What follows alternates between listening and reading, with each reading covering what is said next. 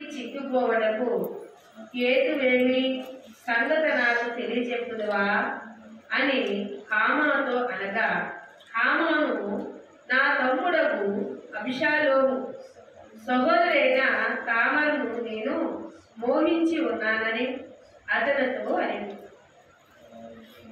యెహోషాదాకు, నీవు రోగువైనట్లు వేషం వేసుకొని నీ మంచం మీదకి పండుకున్నకు నీ తండ్రి నిన్ను చూచుటకు వచ్చినప్పుడు నీవు ఆమె చేత సిద్ధపరచమని భోజనం నేను భుజించుతానట్లు ఆమె వచ్చి నేను చూసినట్లుండగా దాని సిద్ధం. హల్లెలూయా.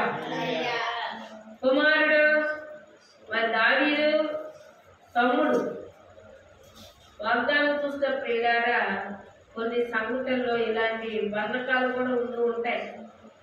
నాకు ఇలాంటి బంధకాలు కూడా ఉంటాయి, నాకేం ఉండవు. అందుకే రాశాడు, వాక్యం చదివిస్తుంది. భయంకరమైన స్థితి అట.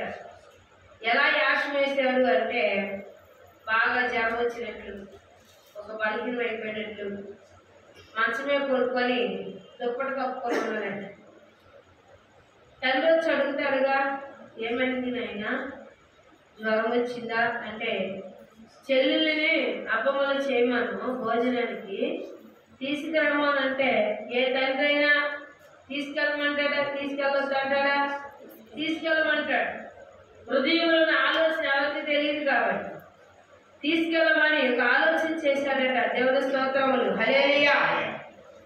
తామారు చేతి వంటకము నేను భుజించినట్లు ఆమె వచ్చి నేను చూచుచుండగా నా కొరకు రొట్టె 2 అప్పములు చేయటకు సెలవిమ్మని రాజుతో మనవి చేయగా, దావీదు నీ అన్నయ్యకు హల్లెలూయా.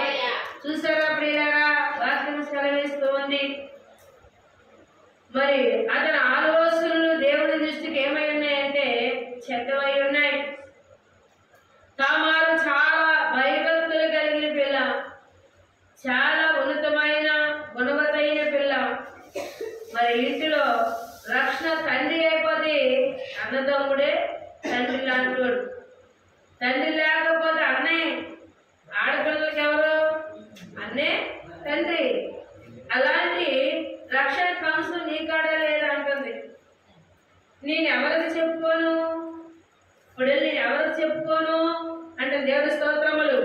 హల్లెలూయా. హల్లెలూయా. అలా మనం చూసినట్లయితే హామాను చేసుకున్న వాగ్దానాలు ఏంటంటే, ఆలోచన చేశాడు, నేనేమైనా ఈరోజు ఆవిడ కూడాలి, ఏమైనా సరే ఆవిడ చెరపట్టాలని ఆలోచన చేశాడంట. ఒక అన్న, ఒక చెల్లెలు. దావీదు అన్నయ్య కదా అని దావీదు ఏం చేశారు, కుమార్తెకి చెప్పాడు, నువ్వు వెళ్ళి అందుకు భోజనము సిద్ధము చెయ్యి.